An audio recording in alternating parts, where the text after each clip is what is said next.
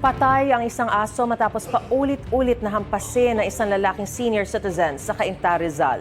Kita sa CCTV sa barangay San Isidro na lumapit ang aso sa gate ng isang bahay.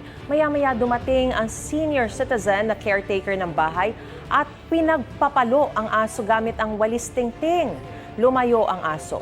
Maya-maya namataan ng caretaker ang aso sa tapat ng bahay ng kapitbahay at muli itong pinaghahampas gamit ang ibang pamalo. Ayon sa saksi, itatakbo sana nila sa veterinaryo ang aso pero namatay na ito.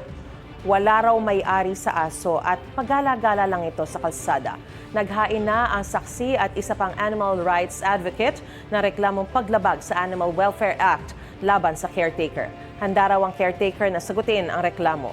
Depensa niya, akma raw siyang kakagatin ng aso kaya niya hinampas. Hindi kumbinsido ang Animal Kingdom Foundation sa paliwanag ng caretaker. Imbis na saktan, sana raw ay itinawag ng caretaker ang paggalagalang aso sa barangay. Halimbawa kayo ang nakatapat na para sa akin, ano yung gagawin? Oh. Siyempre, hindi ka naman makasigaw na ibang tao dito na tulungan ka. Kasi madadamay mo pa kung sakaling sila ang sakmalin. Hurting the dog will not stop it from being aggressive. In fact, baka pa nga ito maging ma-agit, no?